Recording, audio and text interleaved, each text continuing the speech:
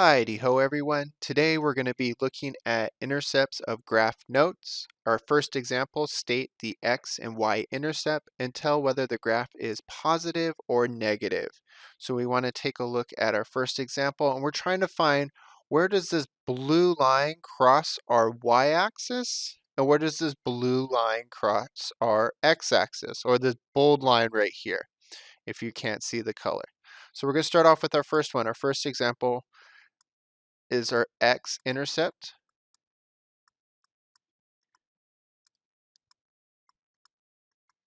So we want to find where this crosses the x-axis at, and it crosses at 2 points. So the first point is right here, and the second point is right here. So this point right here, that first point where it crosses up, is 1, 0. So that's a 0.10. The second spot where that x-intercept crosses at is at 3, 0. 3, 0. So this graph crosses the x-axis twice. Now let's take a look at the y-intercept.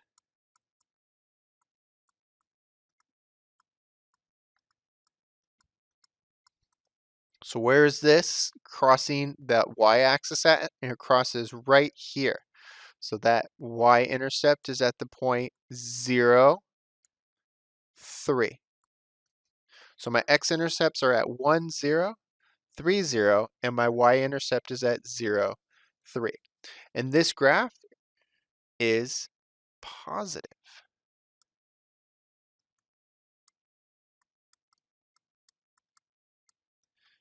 Coming up and going up. Let's take a look at B. So B, this one is a linear where A was a nonlinear. So our x-intercept here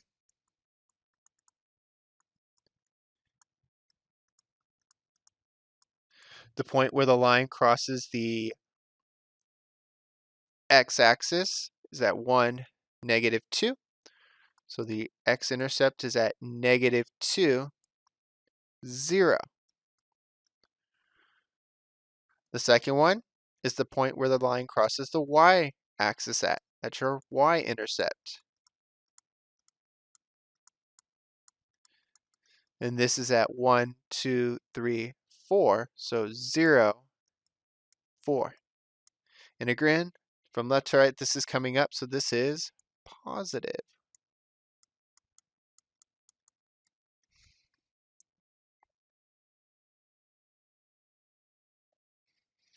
Let's take a look at example 2. So we have this graph right here. It's depicting a football. So we start off, and then we come up to some height, and then we start coming back down. So we want to talk about the x-intercept.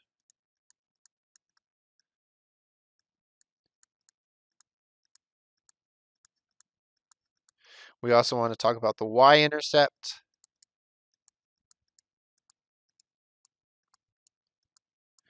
And then we want to talk about when is this positive and when is this negative. So let's talk about the x-intercept. So the first one, x-intercept. Where is this line crossing the x-axis at? And that's down here. So that is a point of 5, 0. Where is this curve crossing the y-axis at? And it crosses the y-axis at this point, and that point is 0, 6. And on this example, we're going to get a little bit more. Where in example 1, we just said positive. Now we're going to say, where is this positive? Where is this negative? And if we look at this graph, all the values that we have in this graph from between 0 and 5 are positive. So the function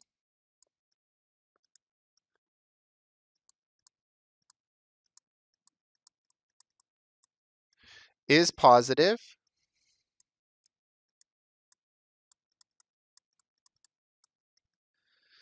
when x is between 0 and 5. When is this negative? Well, it's not negative. There's no negative region. This function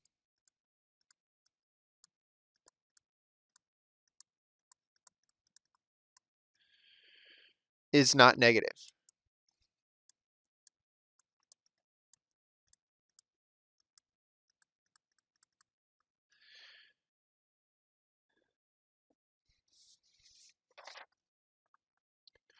Let's take a look at example 3. So example 3 is a real-world example. So Javier borrows $1,950 from his parents each month. So we want to find the intercepts. So we're going to find the x-intercept. And we're going to find the y-intercept. So the x-intercept, we're going to look over here at the table. When y equals 0, that's our x value. So it's going to be 6, comma, 0.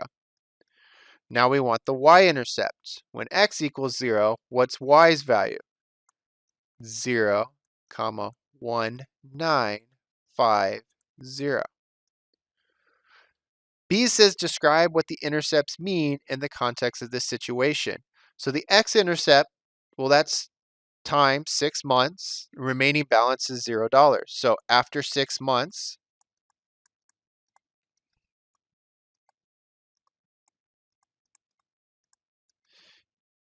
the money will be paid back.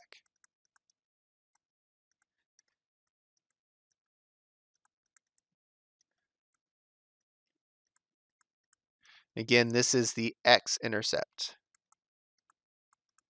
I'm using int for intercept. What does the y-intercept mean? Well, after 0 months, they owe $1,950. So that is our starting balance. So the y-intercept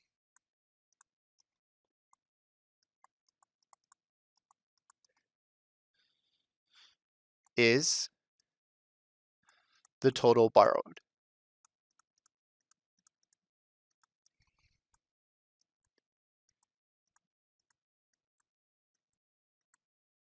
So the x is when they paid it all back. The y is the total amount that they borrowed. Let's take a look at example 4.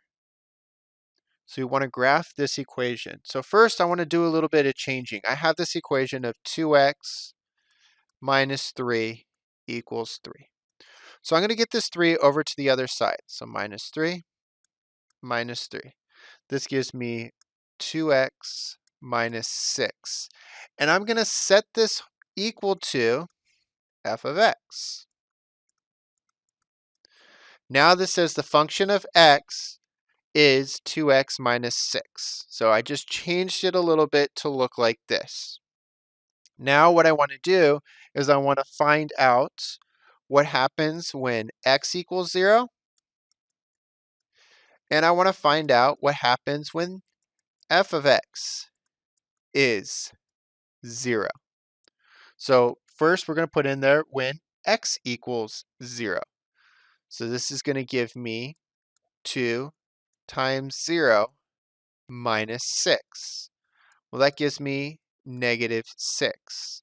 So my f of x is negative 6. So 1, 2, 3, 4, 5, 6. Now, what happens when f of x is equal to 0? That's kind of like what we're getting here. It's going to be 0 equals 2x minus 6. F of x is basically a fancy way of writing y. Add 6. That gives me 6 equals 2x. Divide by 2. X equals 3. So 1, 2, 3. It's not going to be the straightest line, but it will work. So there it is. There's my graph. So what you're going to do is review through what we talked about today. Again, the major points we hit on was the x-intercept, the y-intercept, and looking at over those times, when is it going to be positive and when is it going to be negative. Hold on to these notes because you're going to be using them for the practice problems today.